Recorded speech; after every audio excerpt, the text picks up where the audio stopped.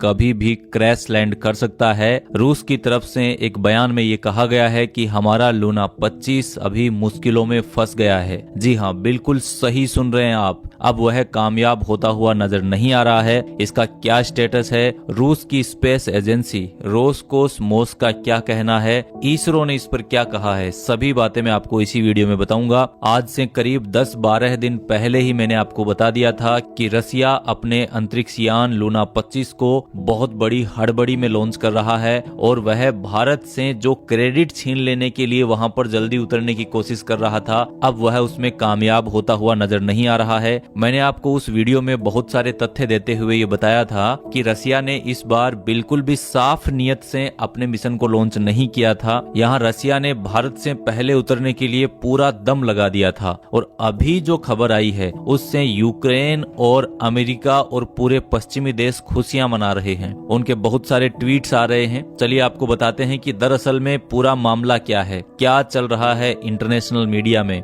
लेकिन वीडियो में आगे बढ़े इससे पहले चैनल को सब्सक्राइब जरूर कर लीजिए। आज के इस वीडियो में आपको ये भी बताएंगे कि चंद्रयान 3 किस प्रकार से अपनी कामयाबी के झंडे गाड़ रहा है और अपने मिशन में वह कहां तक पहुंच चुका है और किस प्रकार से अपनी लैंडिंग को कितनी बजे कब तक पूरी करने वाला है। दोस्तों, रूस के मून मिशन की जांच के दौरान एक इमरजेंसी की बात सामने आई है। रूस की स्पेस एजेंसी रोसकोसमोस ने शनिवार को चंद्रमा पर लैंड करने से पहले लूना 25 मिशन की जांच के दौरान उन्हें एक इमरजेंसी सिग्नल मिला। रूस की स्पेस एजेंसी रोसकोसमोस ने बताया कि जब लूना 25 को ऑर्बिट में भेजने के लिए उन्होंने इंजन उसका स्टार्ट किया और जब थ्रस्टर के द्वारा थ्रस्ट पैदा करके उसे ऑर्बिट में भेजना था, उस समय ऑटोमेटिक स्टेशन में इमरजेंसी के हालात पैदा हुए। इस वजह से मिशन का मैन्यूवर नहीं हो पाया। रोसकोसमोस जो कि स्पेस की रूस एजेंसी है, उन्होंने ये भी बताया कि लूना 25 स्पेसक्राफ्ट ने ऑर्बिट में जाने से पहले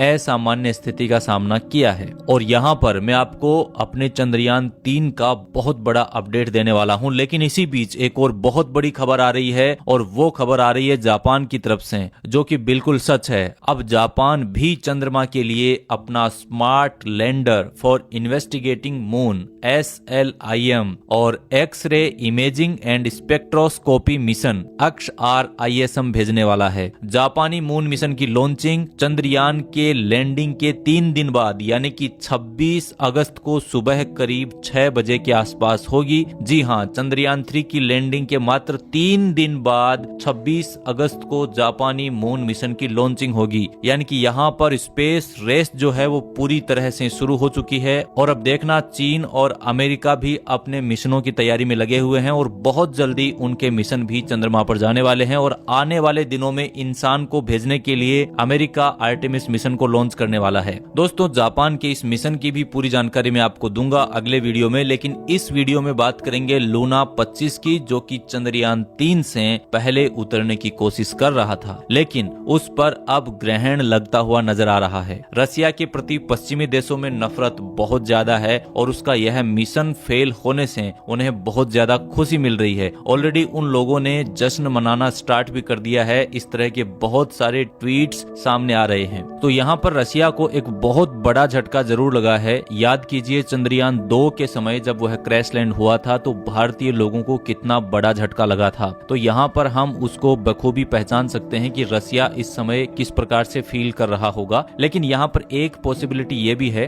कि रशियन यान जो है वो वापस से संपर्क साधता है और अभी तक अगर वह क्रैश लैंड नहीं किया है तो वह मून के एक और चक्कर लगाएगा और उसके बाद यदि वह अपने थ्रस्टर्स को ऑन कर पाए तो सॉफ्ट लैंडिंग कर सकते हैं। लेकिन इससे भारत को एक फायदा जरूर होगा कि इसरो अपने चंद्रयान 3 को अपने निर्धारित समय पर जब उतारेगा तब तक लूना 25 काफी लेट हो जाएगा। तो यहाँ पर हम जो पहले उतरने का सपना देख रहे थे वो पूरा कर पाएंगे।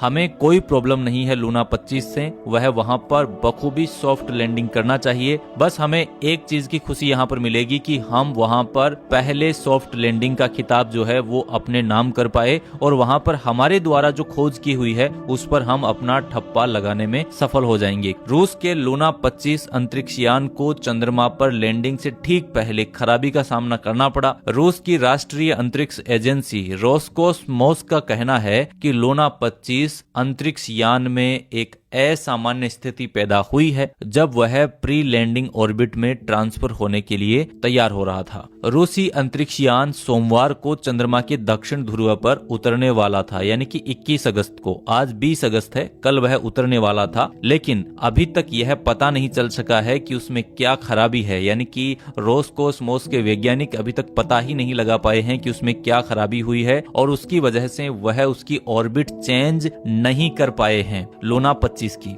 और यह खराबी लूना 25 के चंद्रमा पर लैंडिंग को प्रभावित करेगी। दोस्तों, वैज्ञानिकों का मानना है कि चंद्रमा का जो दक्षिणी हिस्सा है यह बहुत ज्यादा कीमती तत्वों से भरा हुआ हो सकता है और इसीलिए अंतरिक्ष में जाने की इन सभी स्पेस एजेंसियों के बीच में होड़ मची हुई है। इन स्पेस एजेंसियों को लगता है कि जो सबसे पहले जाकर वहां पर ठप्पा लगाएगा तो उस कीमती भंडार पर उसका कब्जा हो जाएगा। देखिए, रूसी स्पेस एजेंसी ने क्या कहा अपने लूना 25 को लेकर के, उसकी बात आपको बताते हैं। रोसकोसमोस ने शनिवार को यानी कि कल एक संक्षिप्त बयान में कहा कि ऑपरेशन के दौरान ऑटोमेटिक स्टेशन पर एक असामान्य स्थिति उत्पन्न हुई जिसने निर्दिष्ट मानदंडों के साथ अंतरिक्ष यान को मैन्यूवर करने की अनुमति नहीं दी। देखिए, यहाँ पर रूस की जो स्पेस एजेंसी है यह बहुत कम जानकारी साझा करती है दुनिया के साथ और यहाँ पर वो जानकारी को छुपा रहे हैं। तो उन्होंने बिना अधिक जानकारी दिए हुए यह कह दिया कि विशेषज्ञ हालात का विश्लेषण कर रहे हैं और यह कहकर उन्होंने अपनी बात को यहीं पर विराम दे दिया। तो लूना 25 ने बुधवार को चंद्रमा की कक्षा में प्रवेश किया था। यह 1976 के बाद करने वाला पहला रूसी अंतरिक्ष यान का मिशन है। वैसे तो रूस ने आज से 47 साल पहले ही चंद्रमा पर जाने की होड़ से अपना किनारा कर लिया था, लेकिन जैसे ही भारत के चंद्रयान 1 ने चांद पर पानी होने के बारे में बताया गया, तब से लेकर इन सभी स्पेस एजेंसियों में वापस होड़ मच चुकी है। देखिए, यहाँ मैं आपको ये भी बता देता हूँ कि लूना 25 यहाँ पर रूस के लिए इतना महत्वपूर्ण क्यों है। दोस्तों, 1976 में लूना 24 नामक वापसी मिशन, यानी कि लूना 24 एक मिशन था जो चंद्रमा से सैंपल वगैरह कलेक्ट करके वापस रिटर्न पृथ्वी पर आना था। उसके बाद लूना 25 जो रूस का मिशन है यह 47 साल बाद पहला मिशन है और यह जो लूना 25 है ये लॉन्च के समय करीब 1750 किलोग्राम वजन वाला लैंडर था। 30 किलोग्राम वजन वाले रूसी वैज्ञानिक उपकरणों के पैकेज के साथ चंद्रमा की सतह पर लैंडिंग करने के लिए उड़ान भरी थी। इस अंतरिक्ष यान का लक्षित लैंडिंग स्थल चंद्रमा के दक्षिणी ध्रुवीय क्षेत्र के लगभग 70 डिग्री दक्षिणी अक्षांश पर बोगुस्लावस्की क्रेटर के पास है। मोटे तौर पर एक छोटी कार के आकार का है लूना 25 जो चंद्रमा के दक्षिणी ध्रुव पर 1 साल तक काम करेगा। लेकिन करेगा कहां से, जब वहां पर सुरक्षित उतरेगा तब करेगा। इसका प्रमुख काम चंद्रमा की सतह पर मौजूद पानी के निशान को ढूंढना और उससे जुड़ी एक्सपेरिमेंट को अंजाम देना है और यही कार्य चंद्रयान 3 का भी है और उसी की पुष्टि के लिए भारत का चंद्रयान 3 वहां पर उतरकर इसकी पुष्टि करने वाला था, लेकिन रसिया को यहाँ पर लगा कि इसकी पुष्टि भारत से पहले मैं कर देता हूँ, जो कि यहाँ पर अभी तक तो कामयाब होती हुई नजर नहीं आ रही है। देखिए, अब मैं आपको बता देता हूँ कि अगस्त महीने में चंद्रमा की धरती पर उतरने वाले कौन कौन से यान हैं और जो होड़ चल रही है वो कहाँ तक पहुँची है। लूना 25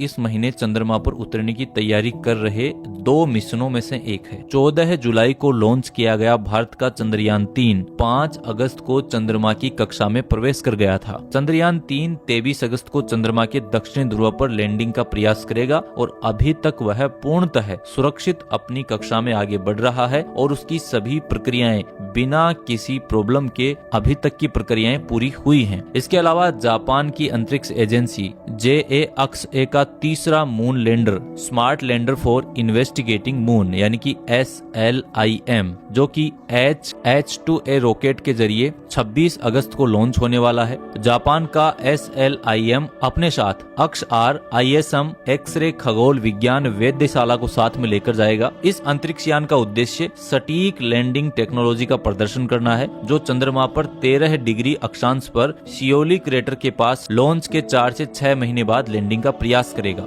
और इधर दूसरी तरफ भारत का चंद्रयान 3 जिसकी लैंडिंग को लेकर हम बेसब्री से इंतजार कर रहे हैं, वह अपनी कामयाबी के झंडे गाड़ रहा है और उसकी दूसरी डी बूस्टिंग की प्रक्रिया पूरी तरह संपन्न हो चुकी है और वह अपने निर्धारित समय अनुसार चांद की धरती पर उतरने वाला है। और अब चंद्रयान 3 चांद की धरती के बिल्कुल करीब पहुंच गया है और वह बिल्कुल ठीक काम कर रहा है। अभी तक सारी क्रियाएं उसने बिल्कुल ठीक पूरी कर ली है और अब वह अपने निर्धारित समयानुसार 23 अगस्त को शाम के समय चंद्रमा की धरती पर लैंड हो जाएगा। तो यहाँ पर चंद्रयान 3 चांद की धरती पर उतरने के लिए बिल्कुल बेताब है। तो फिलहाल इस वीडियो के लिए इतना ही। उम्मीद करता हूँ दी गई जानकारी आप सभी को जरूर पसंद आई होगी। अगर जानकारी आपको पसंद आई हो तो आप इस चैनल को सब्सक्राइब